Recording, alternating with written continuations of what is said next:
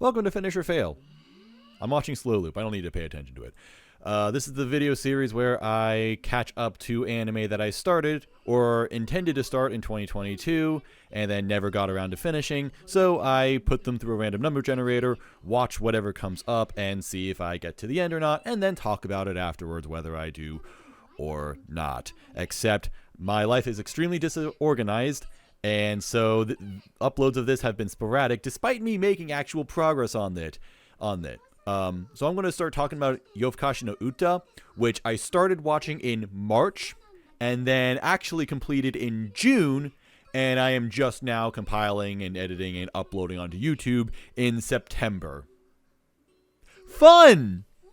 And kind of to make the process a little more authentic, I guess, I actually record myself putting the anime through the RNG, and I have no idea where the video file for Yofukashi no Uta's is when I rolled that. So you're just going to have to take my word for it that I rolled this. And then when I started watching it, I think I had already seen the first 2 or 3 episodes, and then watched the entire rest of it from that point on. So I just finished watching Yofukashi no Ta, Oregashi no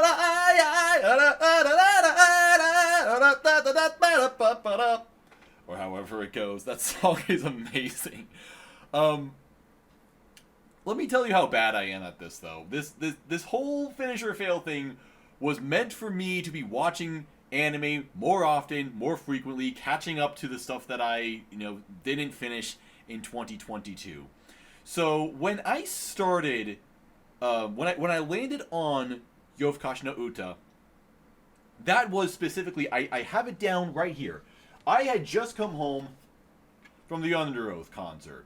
That was on March 15th. It's June 28th. You can't really tell. In fact, this is actually just a total coincidence. I didn't even think about this at all, but this is the Under Oath shirt that I got from the concert. So, yeah, so I did watch like half of Call of the Night when I landed on it, and then I stopped, and then for whatever reason did not continue, and I just kind of remembered it today. I'm like, you know what? I should really get on that. Which also means that the other parts of this video, like the Chainsaw Man discussion and shit, that's been sitting on here for like 3 months. Just absolutely terrible. I'm so sorry. I'm a fraud. I have missed out. I have failed. Anyway, this is a pretty good anime. That's kind of all I have to say about it. I mean, not necessarily. Like, it's very interesting. I don't love this anime, but I really appreciate what it's saying, because it's a very, I kind of want to say, an absurd rom-com. Like, I actually just wrote down on my anime list what I wanted to say about it. I had like a pretty little flavor text for it. I wrote down that it is a curiously metaphorical rom-com with a supernatural perspective that brings 2 completely bizarre and almost hard-to-watch characters together in a fun way. That's what I said about it. So, it's an anime where it's about this guy, it's about this kid. He's still in middle school, which is maybe the weirdest part about the show. And he's nocturnal, or rather he's not even nocturnal. I think he just straight up cannot sleep. So he's walking around his neighborhood at night, and then he comes across this weird vampire chick who says that the reason why he is up at night, the reason why he is so restless, is because he's not getting enough fulfillment out of the day. Macy fucking hit my keyboard and made OBS stop recording. Thank you, Macy. Thank you very much for doing that. I really appreciate having you here. I thought that having a black cat here would like add to, I don't know, the flavor of, Call of the Night, things like that. We're talking about vampires, but no, instead she's just gonna fuck everything up. So this weird chick named Nazuna kind of shows him around and tells him he's a vampire and sucks his blood and stuff like that. And he grows really attached to this woman. And I said that the weirdest thing about the show is that this guy is a middle schooler. This guy's a middle schooler, and Nazuna is like 40. So that's the kind of weird thing about this show, which personally I just willfully ignored. it's just one of those things where I just kind of accepted it. Like, I mean, you have to accept it, otherwise you're just not going to be able to get into the show. Like, if that's all you think about the entire time, like, oh, age gap, kind of weird, kind of creepy, then you're never gonna, you can't watch this show without being able to accept that. And so, this guy grows attached to Nazuna. They hang out a lot, and he decides that he wants to become a vampire. However, it's not just that he can just become a vampire, like Nazuna just says, okay, you're a vampire now. What has to happen is that he has to fall completely in love with Nazuna, which kind of, and so this anime goes into, I guess, commentary about that, like what it would really mean, like what has to happen for this guy to actually fall in love with this woman, which isn't something that can really be truly defined, but it's the fact that he hasn't actually fallen in love, even though he can particularly say, like, I love you, Nazuna, but that wouldn't actually mean he gets to be a vampire. So it's one of those series where it just kind of defines, or it tries to define, what love exactly means. And this anime is very metaphorical, because the rules of vampirism are kind of almost like one and the same with relationships. Like, there are lots of scenes in this anime where they're kind of arguing about what it would mean to be a vampire, but they're kind of arguing about, like, what it means to be in a relationship with each other. Like, especially late into this series, there's basically a vampire hunter who appears in the cast that the main character talks to, and it kind of gives him uncertainty of what he's supposed to do. Like, should he actually become a vampire, or should he give up on that? And so when he and Nazuna argue about it, they discuss it like they're trying not to break up with each other, literally, romantically. So it's pretty interesting how this anime dives into something that's really supernatural, but is relatable in a normal sense. It's almost like, I don't know if this is necessarily a great comparison, but the way I think of this sort of commentaries, it's kind of like how Beastars, in some ways, is almost like an allegory for racism, except it's so literal that you kind of have to wonder, like, which parts of it are an actual real world commentary and how much of it is just because this is just for the sake of this fiction existing, if that makes any sense. And also another thing is that when Nazuna sucks this guy's blood, he describes it as a very erotic sensation. So there's some crossover between love and lust, and what does that mean? Like, where do these two things blur together, and how much of what he feels about Nazuna is actual genuine love, and how much is it just that he just thinks she's hot and he enjoys it when she sucks his blood, or something like that. So there's lots of really interesting things that this anime says about that. I wouldn't say that I love it, but again, I was quite fascinated by it. There might have been some issues that I had with it, especially towards the middle, like when they got a little bit more into the vampirism sort of thing, like when they got more into the rules of how vampires actually work. I thought it started to kind of get away from the main, just general romantic plot of the story. Like it started to take itself a little bit too literally, and I think I didn't appreciate that as much. But maybe it would go into more interesting directions if the series went on a little bit further. The series is fine, like, where it is. It more or less told a complete story. I mean, it was open-ended, but it kind of ended with the two characters having a very strong resolution as to what they want to do in their lives and what they want to do with each other. So that was fine. I think my main thing is that it's mostly just about Nazuna and I don't even remember the fucking main guy. I just watched this whole anime. He has a really simple name. That's why I forgot his name. It's mostly just about those two. There are side characters that exist, and that's about it. They might show up, and you think, oh, this is kind of a cool character, but they don't really do enough to leave much of a lasting impression. Kind of like the vampire hunter, who appears very late in the series. I thought she was really cool, but you only get her for the last 3 episodes or so. So it's just like, oh, okay, that's about it. And some side characters kind of come and go, and so when they reappear later in the series, I'm just like, I don't even remember who you are. I'm sorry. So that's about it. I didn't love it, and I don't think I have too much to say about it, but I kind of appreciate um, what it was saying and what it was doing. Funny enough, I might end up saying more about it because Sinris wants to do a podcast about it, so we might end up doing that. And I know they like it a lot more than I do, and they wanted to talk about it more in detail, so maybe I'll try skimming through the series again to see if I can remember some stuff that I said, because I watched this series in in a very scattered way, where I watched the first 2 or 3 episodes when they first came out, and then I watched another 5 or 6 when I did the Finish or Fail, which was in March, and the series first came out in July, and then I just now watched the last 4 episodes just today. So kind of a weird way to watch a show, but I think I got the point. I think I understood enough of it to appreciate and respect what it was saying.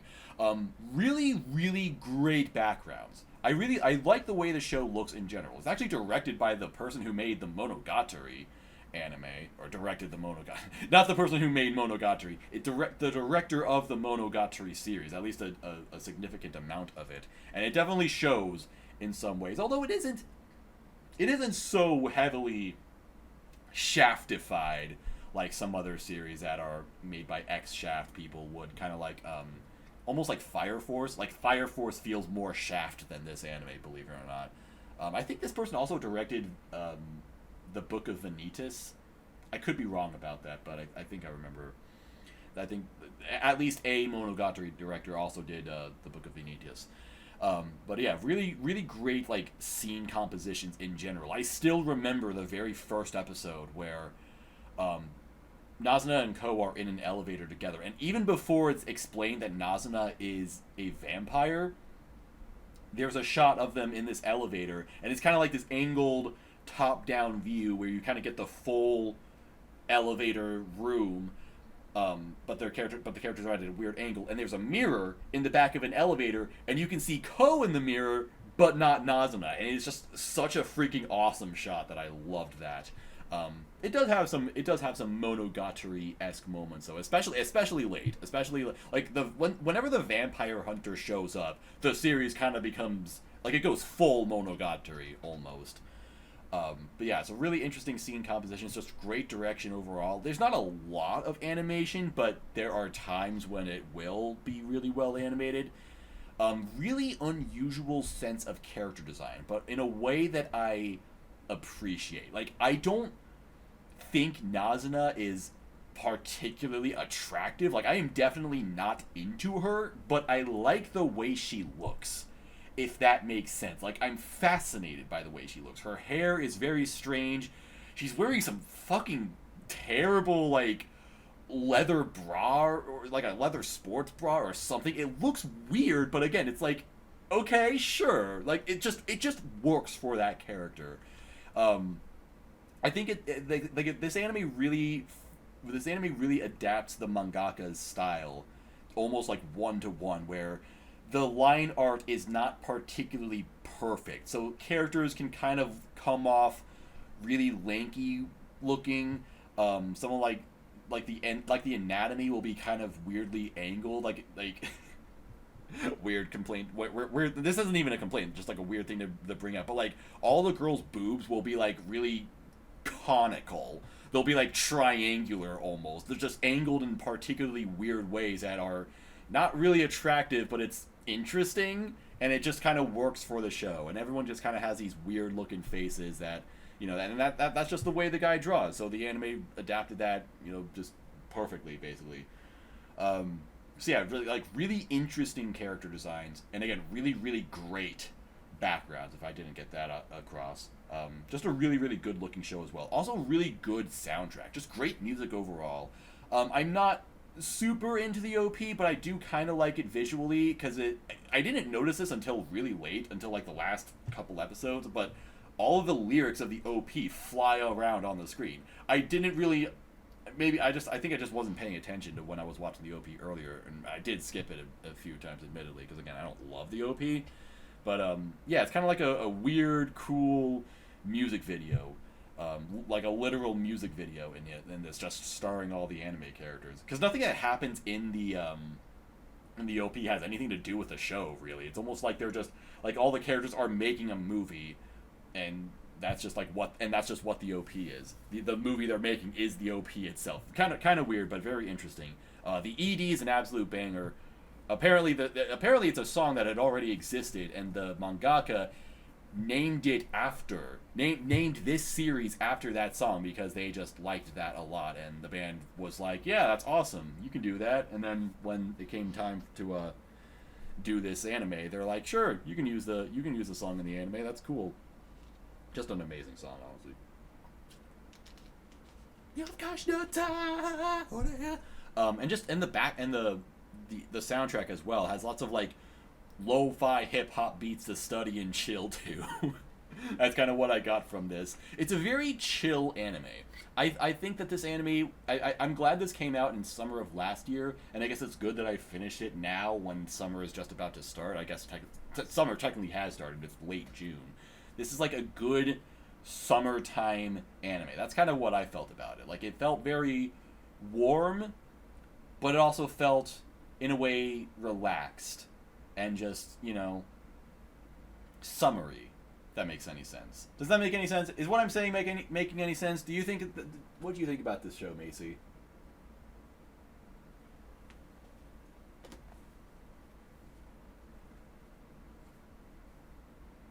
It's pretty good.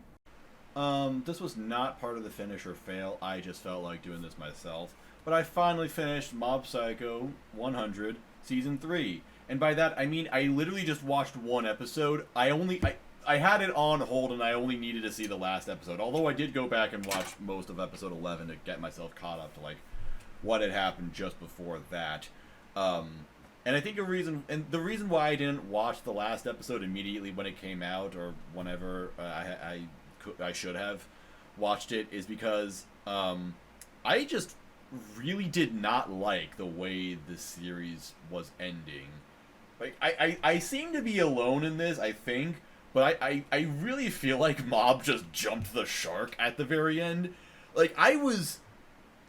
in a way, I was kind of wondering why this season even existed in the first place, because I thought that the first two seasons told a pretty coherent and, I mean, not entirely conclusive story, but still one that was good enough where I was just kind of fine with not getting any more of it.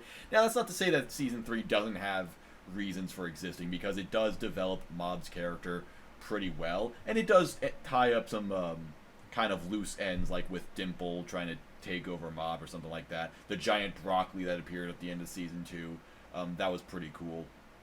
But also, it did feel like it was stretching itself out.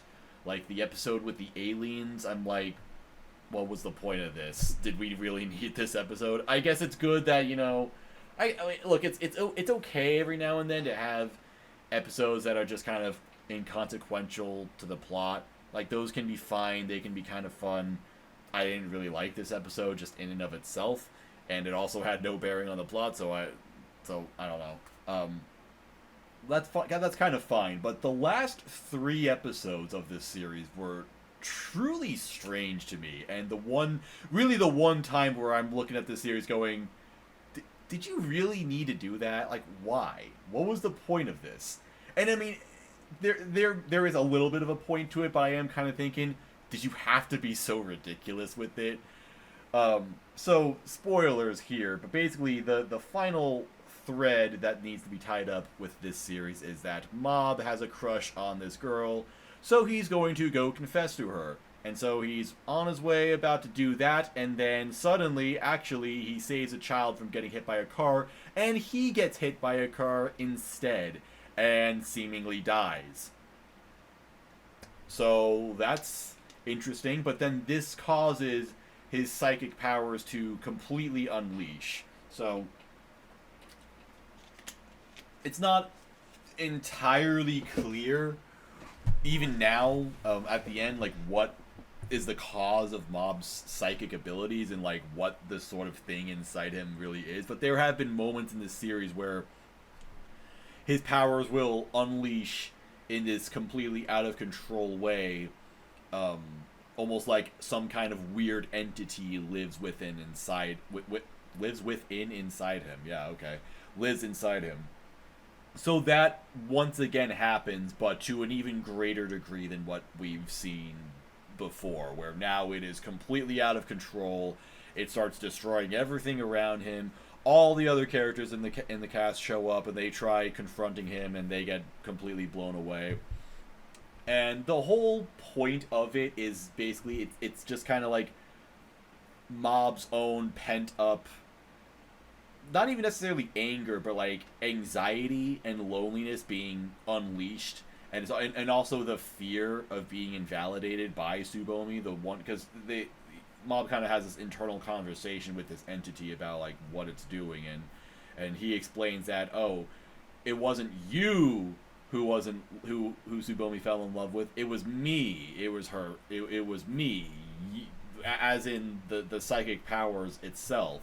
So he's the one who's going to go confront Tsubomi and show how great he is or something like that. I don't know. It was kind of dumb, honestly.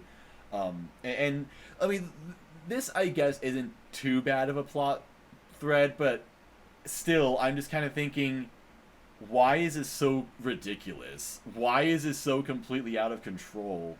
Why, like Mob is literally destroying an entire city and probably killing many people. Like, this is something that just gets swept totally under the rug, like, not even addressed whatsoever, but, like, bro destroyed half the fucking city. And I guess everyone, like, no one knew about it and everyone's okay with it. It's just like, oh, no one really got hurt, so that's cool. Great. Awesome. I feel like that's just a lot to just accept right there. And more importantly, it wasn't really what I wanted from this series. I feel like the only reason why this happened, I mean, obviously it wasn't the only reason, but I feel like this happened because, you know, it kind of it felt like, I guess this happened because we've seen Mob's full powers before, but we haven't seen them, you know, completely unleashed. So now the anime just very suddenly comes up with an excuse for Mob to have his complete full powers demonstrated on display. And in my opinion, that was never the point of the series. Like, Mob can have cool action and stuff like that, and that's awesome. That's some of what makes the series awesome. But I think what makes Mob Psycho so great in and of itself is the stories that it's telling. It's not specifically about the big flashy action pieces. It's about the characters. And I mean, that's literally the theme of the whole series. Your powers aren't what defines you. It's you. It's what you do. It's who you are besides the powers. Take away the powers and what do you have left? That's what Mob Psycho 100 is all about. So I'm watching Mob just destroy entire cities, and I'm like, why do I don't want to watch this, dude. Like, this isn't what I come to Mob Psycho for. I'm not here for big crazy action, and I feel like that's just what this is.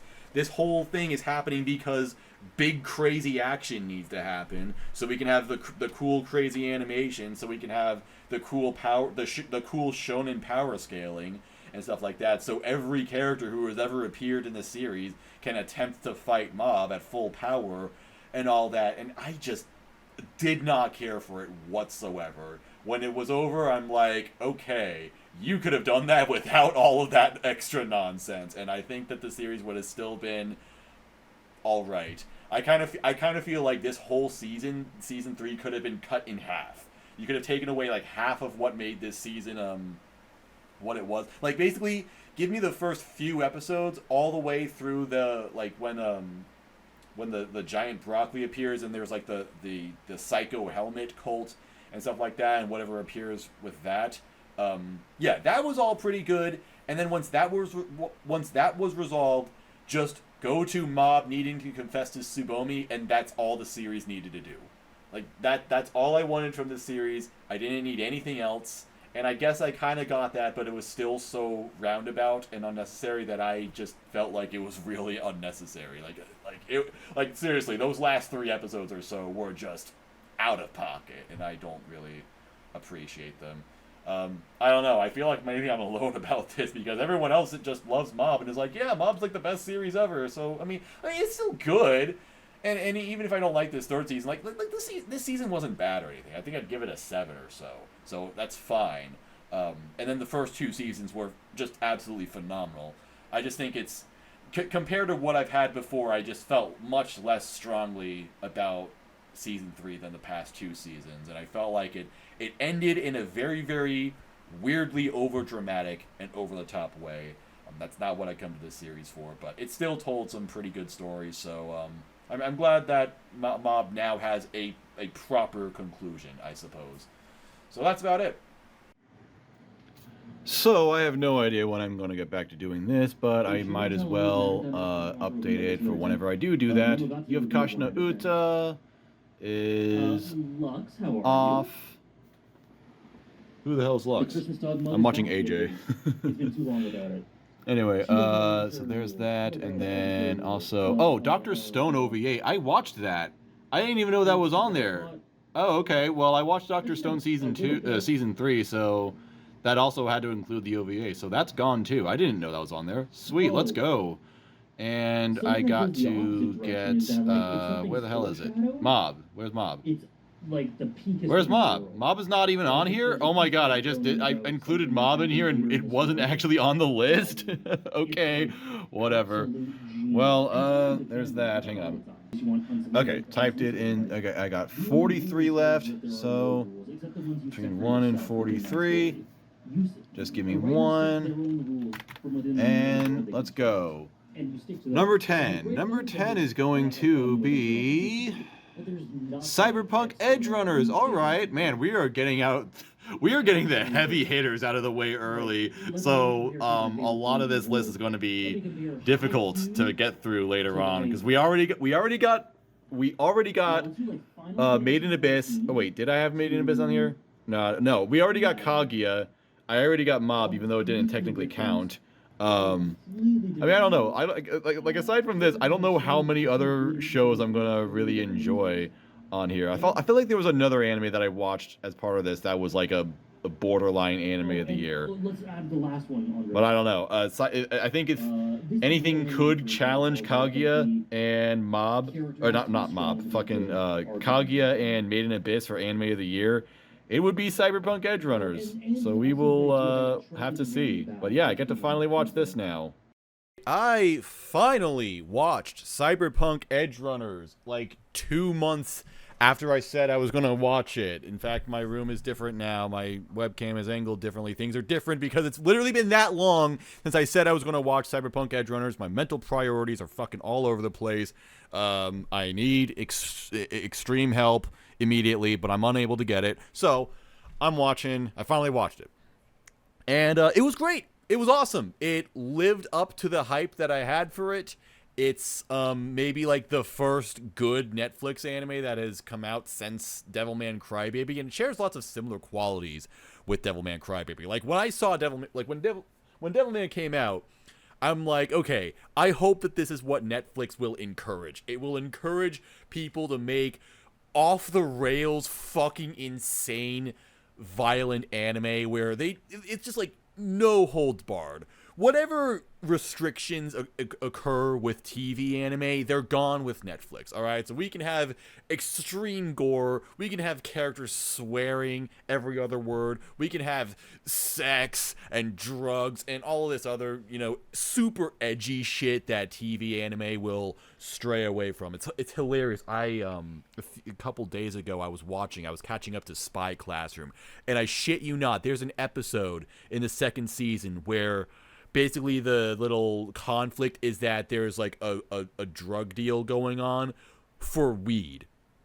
Just for weed. And they make this out like it's the biggest deal in the world. Like, oh, all of the lives that have been ruined by this cannabis. And it's like, oh my god, it's fucking weed, bro. I know it's Japan and things are different for Japan. For them, weed is like, that's the devil's lettuce right there. But it's so hilarious, like seeing weed be taken so seriously. And then I get to Cyberpunk Edgerunners, where it's like weed isn't even mentioned because it's such a non-issue. It's there's so many there are so many things going on in this anime. It is such a terrible dystopian setting. Terrible in a good way. Terrible in that it would suck to live here. But what's horrifying about it is that it's basically where the world is moving towards in general. Like, it's constantly upping itself in the technology, and it's constantly trying to make, everything sound cool and pretty. Like, oh, what if we had this? But then also everything costs an extreme amount of money. So the main character gets, he can't finish laundry because each laundry cycle costs money. He gets kicked out of his house because he literally cannot get into his house because he owes rent and shit like that. Just the most like if you're ever familiar with the subreddit A Boring Dystopia, that's like this show actualized. A Boring Dystopia is a subreddit where you post like articles about really annoying and obnoxious inconveniences that occur in life nowadays, usually as a result of capitalism and things like that. So I love just how just grim everything is. This is max capitalism. My favorite moment was in the first episode, because the main character's mom dies. Sorry for spoiling that, although it's the most obvious thing ever.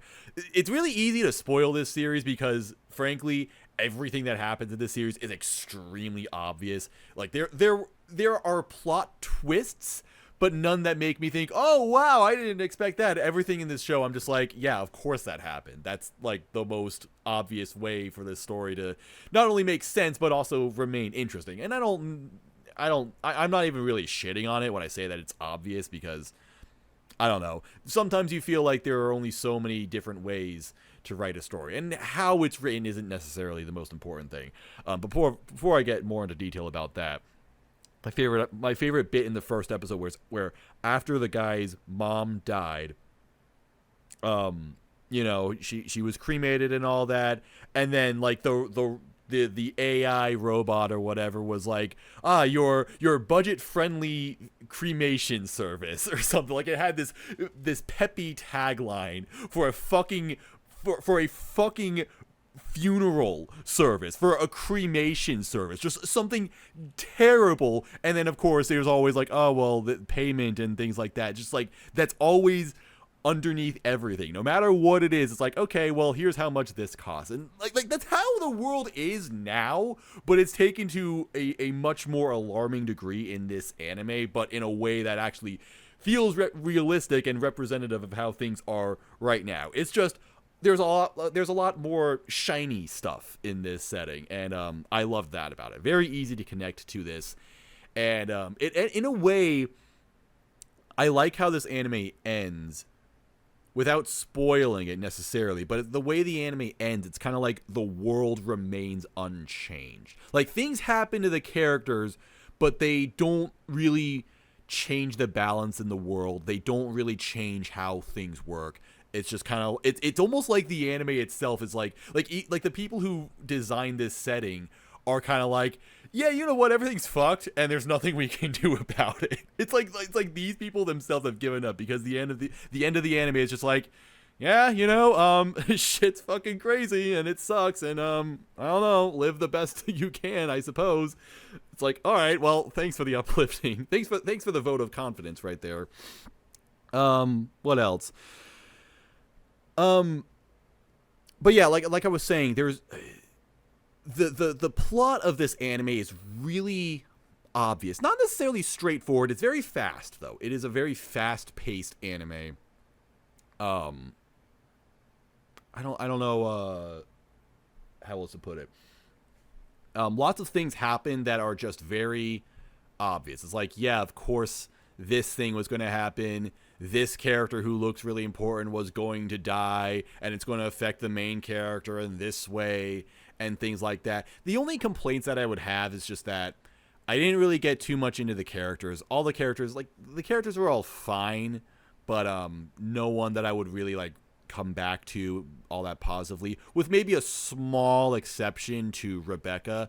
Because every Trigger anime has to have that one, awesome side character who just exists. All the characters are pretty tropey. Main character is a hard-ass punk guy who, wants to do things his way, but also, respects other people and stuff like that. Like, he's smart, but is very disadvantaged. He's always trying to be the guy, but then, of course, because he's the underdog in the story, there have to be some circumstances where he's not the guy, so he struggles and, again, develops in particular ways that are really obvious to see, but that's not an issue or anything. But Rebecca is just this crazy gun girl psychopath who really relishes in brutally murdering people, and it's just what made this character work. I have seen this character a lot. I remember, like, 'cause this show came out last year. This character was super popular. I saw screen caps of her all over the place. I had no idea how she sounded, though. I had no idea who her voice actress was. I assumed that they would give her the loud lolly voice, or she would be voiced by the original actress of Haruko from Fooly Cooly. I don't remember her name. But that actress only ever does trigger anime. Like, she might appear in a random seasonal to voice a background character for one line for some reason. I don't know why. So she's technically active, but she only, like, the only notable characters she's done, like, ever are with trigger anime. And I say the original actress of Haruko, not the one with the sequels is a different. It's Megumi Hayashibara who does the one who does Haruko in the sequels. Apparently, the OG actress just wanted nothing to do with that noise, which I guess no one can blame her. But anyway, she's also done like the last thing she did. She was in Promare. She was the bikini lolly in Promare. So I saw Rebecca and I'm like, oh, it's that character again, right?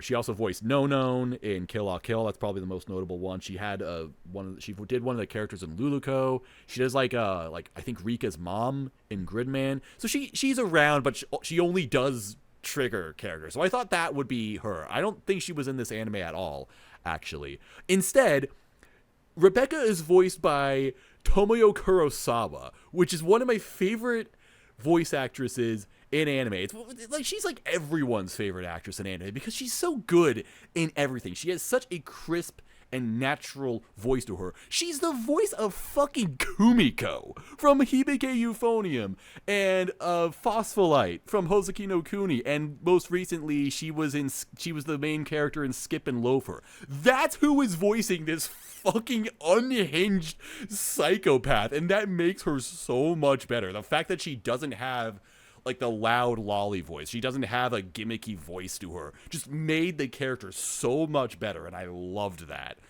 I can't believe they got her of all people to voice this character. I did not expect that. That is such a ballsy decision, and it was kind of weird, admittedly, just like hearing this character who usually voices precious cinnamon rolls just screaming fuck while shooting people.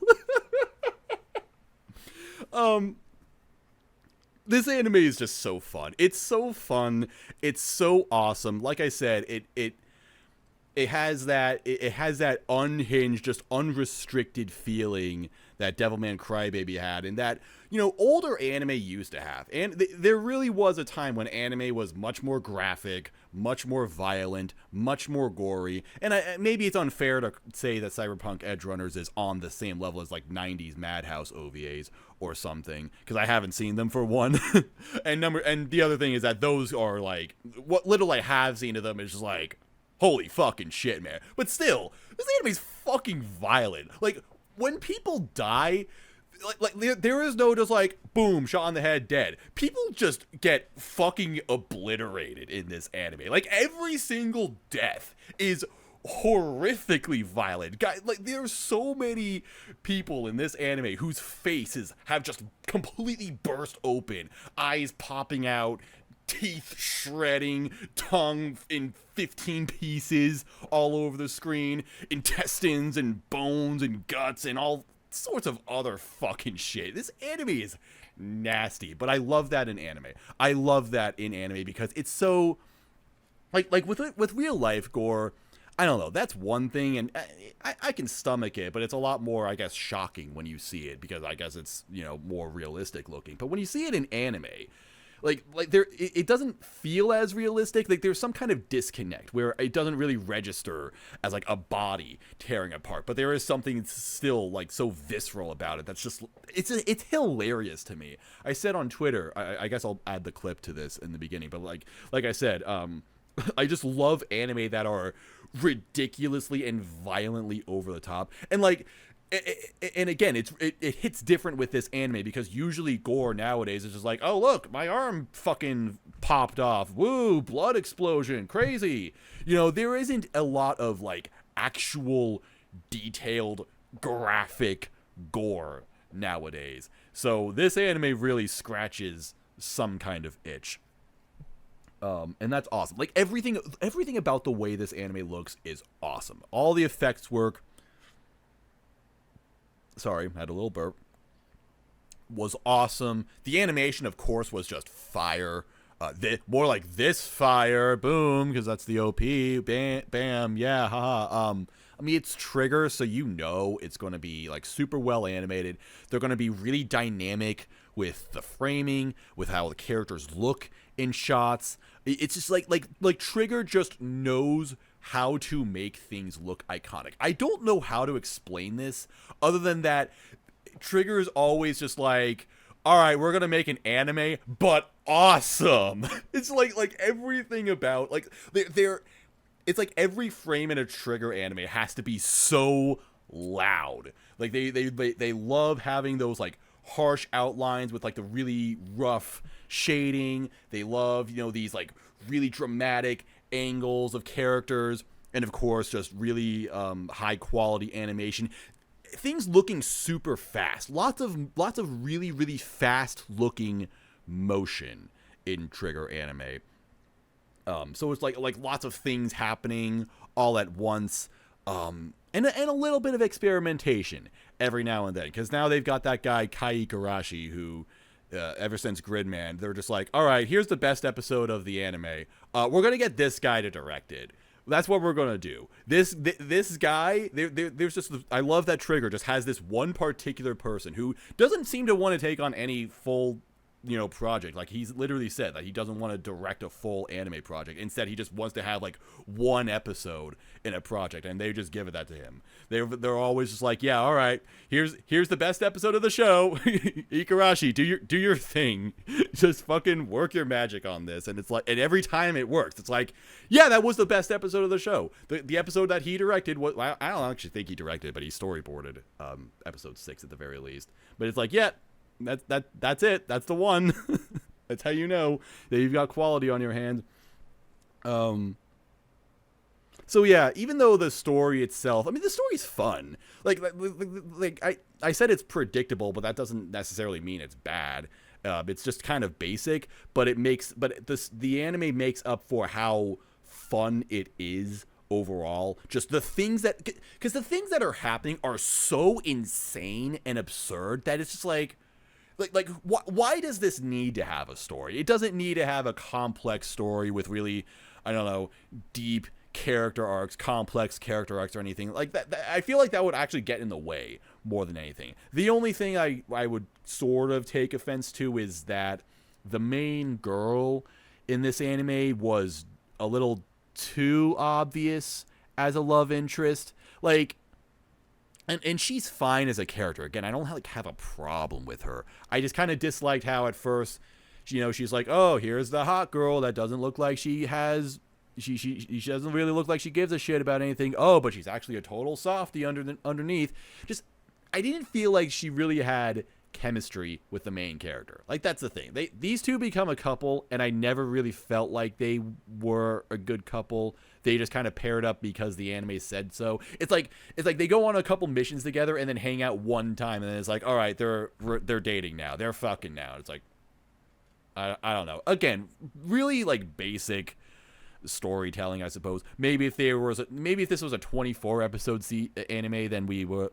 Sorry. Maybe if this was a 24 episode anime, we would have seen more of it. We would have, you know, gotten more complex character writing. But the anime is more just about crazy, insane things happening in a very annoyingly capitalistic dystopian future where guys just put machines into their bodies to make them do insane shit, and then they also go mentally insane over it, because everybody in this world has to be mentally insane. That's the only way you can survive in here.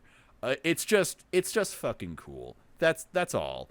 It doesn't need to be anything more than that. No. I loved this. It was a ton of fun. Like I said, lived up to the hype that I've heard about it, because yeah, I missed out on it somehow when the anime actually came out.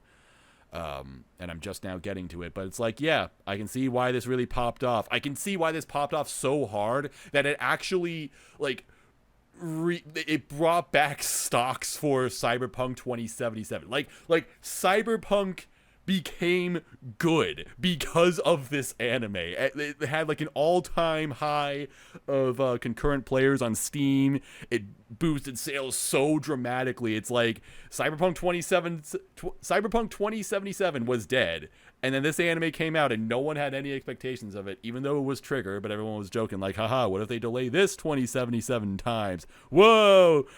And then it's like, oh, this anime just fucking rules, and now everyone wants to play the game. Even I kind of want to play the game now. I have the game. I got the game in 2020 for Christmas. I asked for it for Christmas, and someone actually got it for me, and I never played it because I'm a fucking asshole who does not manage his time properly.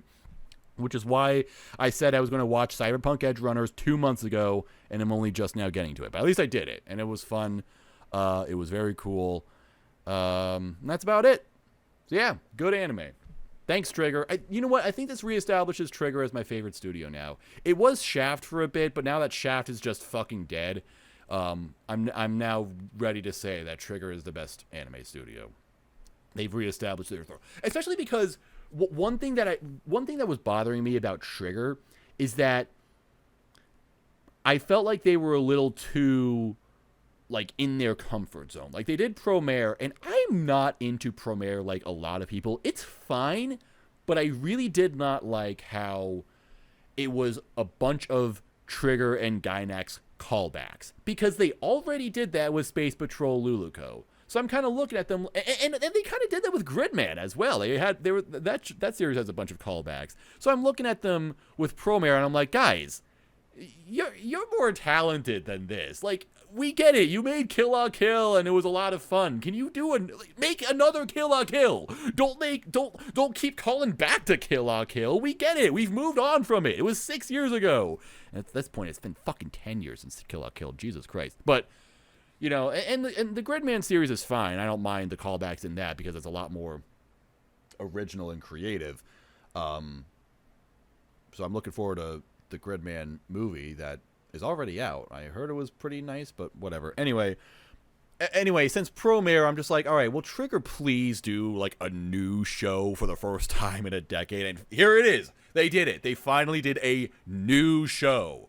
I'm so happy. Thank you, Imaishi. Imaishi, that's who I needed to get a new show from, because he directed Space Patrol Luluco and Promare, of course. So it was like, motherfucker, make a new show already. He did. Thank God. We are so back.